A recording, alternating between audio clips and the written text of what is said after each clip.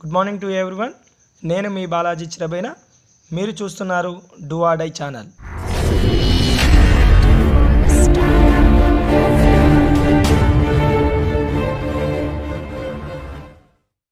మీరు ఇప్పుడే మొదటిసారిగా మా ఛానల్ని విజిట్ చేస్తున్నట్టయితే రెడ్ కలర్లో కనిపిస్తున్న సబ్స్క్రైబ్ బటన్ ప్రెస్ చేయండి, బెల్ ఐకాన్ని క్లిక్ చేయండి. ఉద్యోగులకు ఓ తీపి కబురు. ఎప్పుడు అని ఎదురు చూస్తున్నటువంటి పిఆర్సీ ఐఆర్కు సంబంధించిన సమాచారాన్ని మేము ముందుకు తీసుకొచ్చే ప్రయత్నం చేస్తున్నాం.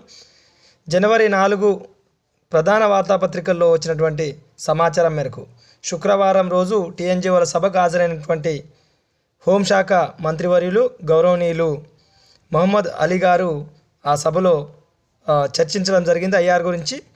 ఫిబ్రవరి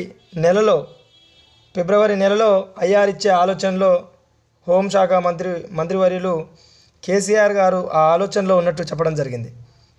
అడిగిన దానికంటే ఎక్కువగానే ఐఆర్ వస్తుంది అని చెప్పడం జరిగింది. ఉద్యోగుల సమస్యలను కూడా పూర్తిగా పరిష్కరిస్తామని, దాదాపుగా ఆ దిశగా అడుగులు వేస్తామని చెప్పడం జరిగింది.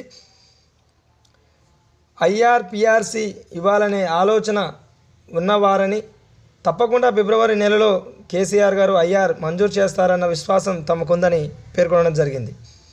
తెలంగాణ ప్రభుత్వానికి జాతీయ స్థాయిలో మంచి గుర్తింపు వచ్చిందంటే అది తెలంగాణ అభివృద్ధిలో అన్ని రంగాల్లో ముందు నిలిపిన ఉద్యోగులు వలనే వచ్చిందని సానుకూలంగా స్పందించినట్టు సమాచారం.